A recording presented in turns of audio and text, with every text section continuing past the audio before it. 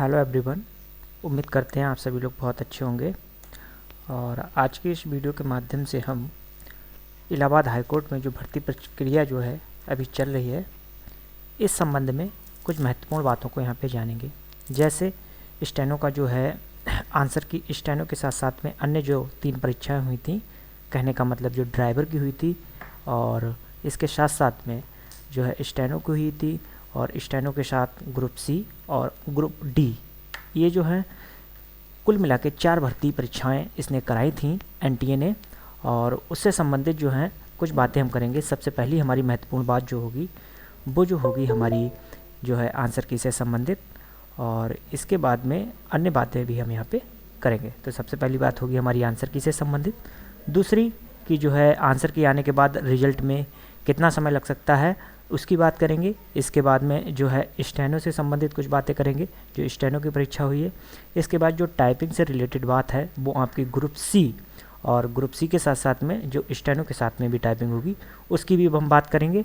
और उसकी बहुत ही इम्पॉर्टेंट बात होगी कि बच्चे अच्छी खासी उनकी टाइपिंग होने के बावजूद भी वो फेल क्यों हो जाते हैं। उनके नंबर कम कट होने के बाद, कहने का मतलब उनके नंबर कम आ सकते हैं लेकिन वो फेल नहीं हो सकते हैं, लेकिन वो फेल हो जाते हैं, उसकी भी बात करेंगे। तो वो सारी हम यहाँ पे आज की वीडियो में जो है बारीकियों को यहाँ पे जानेंगे। तो चलिए हम अपनी वीडियो को शुरू करते हैं। तो सबसे पहले हम आंसर की बात कर लेंगे। अगर आंसर की के संबंध में हम बात करें और देखें तो जो आयोग का जो नोटिफिकेशन आया था, जो भर्ती से संबंधित सबसे पहले जो नोटिफिकेशन आया था, उसमें क्या दे रखा था, उसमें ये दे रखा था कि जो भर्ती परीक्षा का जो आपकी जो एग्ज़ाम है, जिस दिन एग्ज़ाम आपका कंडक्ट होगा, और एग्ज़ाम कंडक्ट होने के जो है 2 से 3 दिन के अंदर क्या करेंगे, हम इसकी जो है आंसर की जो है उपलब्ध करा देंगे। ठीक है, कि जो है इसकी आंसर की जो है वो आपके पास आ जाएगी 2 से 3 दिन में। लेकिन 2 से 3 दिन की तो बात छोड़िए, आपके एग्ज़ाम 4 तारीख और 5 तारीख को यहाँ पे हुए थे, और आज तारीख जो है 14 तारीख है, और अभी तक जो है इसके आंसर की नहीं आई। कुल मिला के हमको यहाँ पे 10 दिन हो गए हैं, लेकिन आंसर की यहाँ पे हमें देखने को नहीं मिली है। और ये पिछली बार भी जो था उसमें भी आंसर की लेट हुई थी। तो इस बार जो उम्मीद कर रहे हैं कि इस सप्ताह जो है आपकी आंसर की आ जाएगी, जारी कर दी जाएगी। और आंसर की जारी करने का वही पैटर्न रहेगा कि जो है इसमें आपकी जो OMR होती है, आपको उसकी स्कैन कापी मिलेगी, और OMR की जो स्कैन कापी है उसको आपको एक आंसर की होगी, उस आंसर की से आप जो है मैच करिएगा आपने। क्योंकि जो आपने देखा होगा जब आपका एग्ज़ाम हुआ होगा तो उन्होंने जो है OMR स्कैन करने के बाद ही आपको परीक्षा हॉल छोड़ने की अनुमति दी होगी। तो इसमें यही होगा कि आपको आपकी OMR की स्कैन कॉपी मिलेगी। ठीक है, और स्कैन कॉपी होने के बाद जो है क्या करिए, आप आंसर की से आपको उसको मिला लीजिएगा। तो ये प्रोसेस है इसकी। तो इसकी बारे में यही है कि ये इस सप्ताह है जो इसकी उम्मीद है कि ये जो है आ जाएगी। तो आंसर की के संबंध में इतनी ही अपडेट है। बाकी रिजल्ट की बात करें, वैसे इसके रिजल्ट की जो उम्मीद थी वो उम्मीद जो थी कि जिस तरह से जनवरी के जो है, हम नेक्स्ट पेज ले लेते हैं, जिस तरह से जो है अब हम इसकी रिज़ल्ट अपडेट कर लेते हैं। तो रिज़ल्ट के बारे में यही थी अपडेट कि जिस तरह से जो जनवरी था, और जनवरी का जो फर्स्ट वीक था, उस वीक में क्या हुआ, इसका एग्ज़ाम करा लिया गया। और उसी तरह से उम्मीद थी कि जो है second week and first week, समझ लीजिए फर्स्ट और सेकंड वीक किसका, फरवरी मंथ का जो है, इस में जो है क्या होगा, इसका रिज़ल्ट आ जाएगा। ठीक है, रिज़ल्ट आ जाएगा। तो अभी भी हमारी उम्मीद तो फ़िलहाल यही कायम है कि इसका जो है रिज़ल्ट मतलब सेकंड वीक तक, मतलब पहले पखवाड़े में, फरवरी के पहले पखवाड़े का मतलब भाई 15 दिन, मतलब 15 फरवरी तक आपका जो है रिज़ल्ट आ जाएगा। ठीक है, अब एक कंडीशन ये हो सकती है कि 15 फरवरी तक रिज़ल्ट तो आ जाए, और बाई चांस अगर ये 15 फरवरी को रिज़ल्ट नहीं आता है, रिज़ल्ट और लेट होता है, क्योंकि अभी तो आंसर की ही आपकी लेट हो रही है, तो आंसर की ही लेट हो रही है। अगर ये जब लेट हो रही है तो हम उम्मीद करते हैं अगर रिज़ल्ट भी और लेट हो गया, जैसे रिज़ल्ट अगर आपका फरवरी लास्ट में पहुंच गया, तो इसके बाद में जो इसकी आपकी सेकंड स्टेज है, सेकंड स्टेज का कहने का मतलब जो सी वाले हैं उनकी टाइपिंग, और जो स्टेनो वाले हैं उनकी स्टेनो और टाइपिंग दोनों, इनमें मतलब जो है आगे ये भी पहुंचेंगी। तो अगर रिज़ल्ट जो है हम दो कंडीशन है, दोनों पे बात कर लेते हैं। तो पहली कंडीशन की जो थी हमारी वो ये थी कि जो है रिजल्ट हमारा जो है 15 फरवरी तक आ जाता है। ठीक है, हम कोशिश करते हैं कि पहला हमारा जो रिजल्ट है 15 फरवरी तक आ जाता है। तो अब इसमें क्या होगा, तो आप ये उम्मीद कर लीजिएगा कि जो आपकी होली है, होली से पहले पहले, ठीक है, होली से पहले पहले आपकी जो टाइपिंग है और टाइपिंग के साथ में जो स्टेनो वाले हैं उनकी स्टेनो भी है, ये करा ली जाएंगी। ठीक है, तो आप बिल्कुल रेडी रहिएगा, बिल्कुल भी इसमें ढिलाई मत करिएगा अपनी। और जिसको आती है उसकी तो कोई बात नहीं है, लेकिन जो नए स्टूडेंट हैं अगर वो टाइपिंग भी अपनी सीख रहे हैं और स्टेनो भी सीख रहे हैं तो उनके लिए तो बिल्कुल ढिलाई नहीं करनी है। तो स्टेनो और टाइपिंग ये दोनों आपकी होली से पहले हो जाएंगी। ठीक है, होली से पहले हो जाएंगी, आप इस बात को बिल्कुल भी दिमाग में बैठा लीजिएगा। दूसरी कंडीशन आपकी ये है कि ये जो रिज़ल्ट है हमारा पूरी फरवरी ले जाता है। और ये बात ध्यान रखिए कि फरवरी में पूरे में रिज़ल्ट तो आ ही जाना है। तो फरवरी इसने पूरी ले ली और रिज़ल्ट दिया, तब भी फिर ये होली के बाद, होली के बाद, होली के बाद का मतलब यही है कि बहुत ज़्यादा अगर खिंचा, बहुत लेट हुआ तो ये अप्रैल के जो है फर्स्ट वीक तक हर हालत में दोनों चीज़ें आपकी करा ली जाएंगी।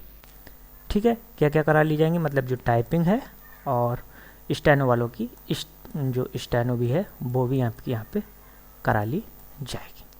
ठीक है, तो ये रिज़ल्ट के बारे में अपडेट हो गई। और रिज़ल्ट के साथ साथ में हमारी क्या अपडेट हो गई कि जो नेक्स्ट चरण का एग्ज़ाम है वो आपका कब तक करा लिया जाएगा। इसके बाद में जो अगर हमें अगली चीज़ देखनी है वो देख लीजिएगा कि आपका स्टेनो के टाइमिंग के बारे में। तो टाइमिंग वही है, आपका 1 महीना मिलेगा रिजल्ट से। और स्टेनो की टाइमिंग और जो है, तो स्टेनो की टाइमिंग के बारे में वही है कि कितना मिलेगा, 1 महीना मिलता है।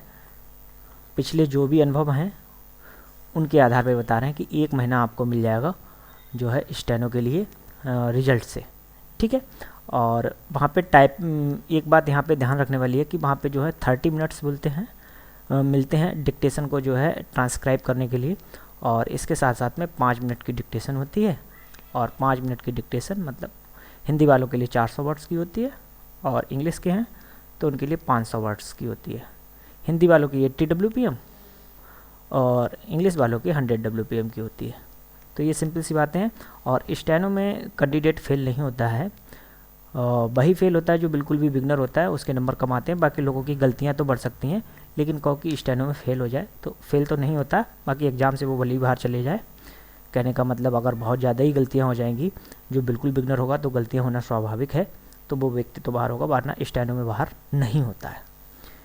फिर बाहर किस में होता है, तो बाहर की बात करें तो टाइपिंग। अब ये हमारा सबसे महत्वपूर्ण जो है पार्ट था आज की वीडियो का। तो आज हम टाइपिंग के बारे में यहाँ पे कुछ बातें यहाँ पे करेंगे।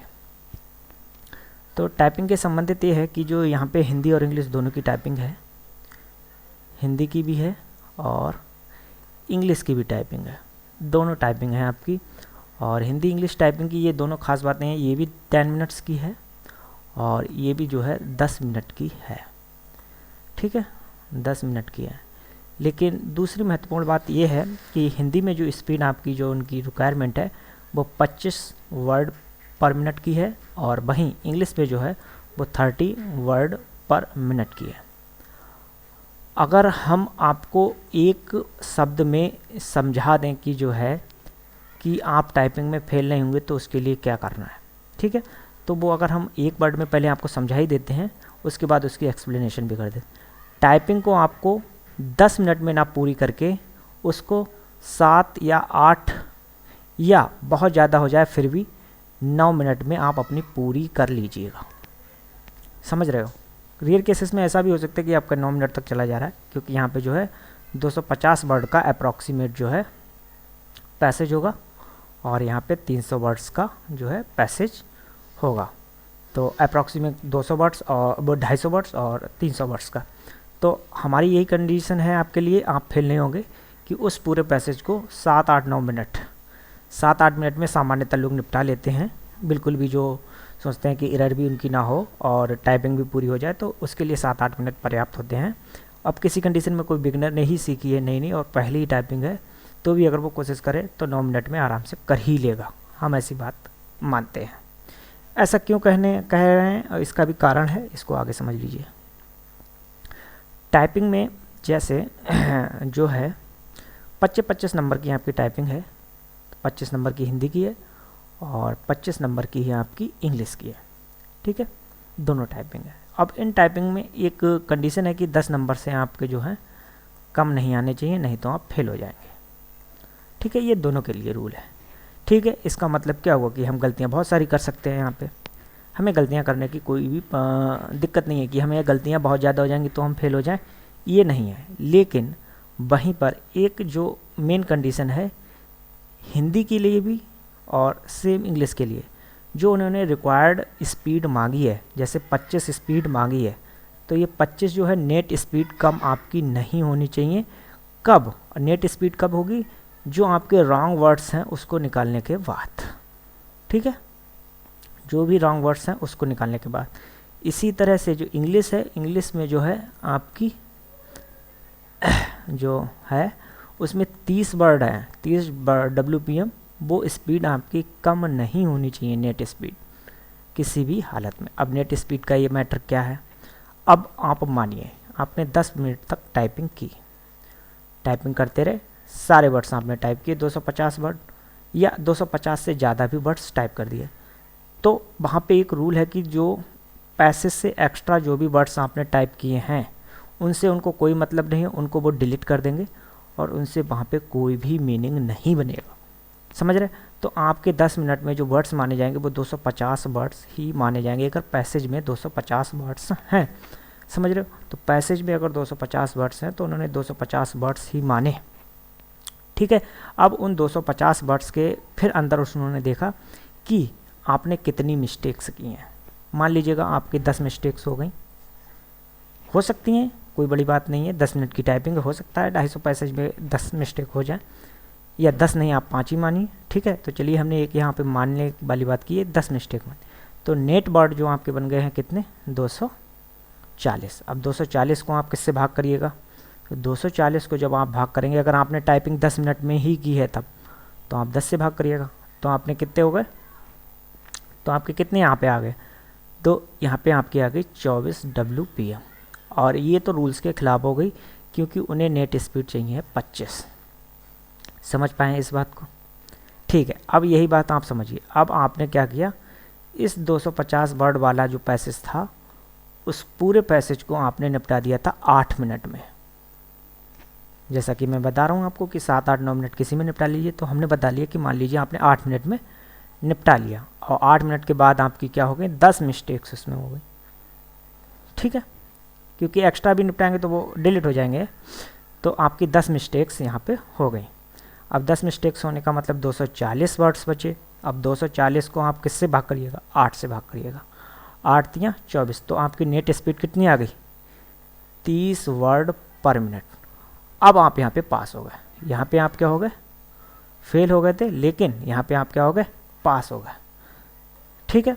तो ये यहाँ पे केस आपको ध्यान रखना है, एक्यूरेसी का आपको ध्यान रखना है, ठीक है, कि गलतियाँ कम हों, लेकिन ठीक है, गलतियाँ जो हैं आपकी कम हों, ये बात तो आपको ध्यान रखनी है, लेकिन साथ साथ में सबसे महत्वपूर्ण जो ध्यान रखना है वो समय कम लगे। समझ रहे हो? समय कम लगे, ये बात आप हमेशा ध्यान रखिए कि समय जो है कम लगे। टाइपिंग में पास होने का यही वहाँ पे एक तरीका है। ये सबसे बड़ी बारीकी आपको हमने बता दी है और अपनी तरफ से समझाने की भी कोशिश की है। चाहे ये आपकी ग्रुप सी की हो, चाहे आपकी ग्रुप मतलब जो है स्टेनो वाली हो, तो ये दोनों के लिए है और दोनों के लिए वही सेम बात मैं बताऊंगा।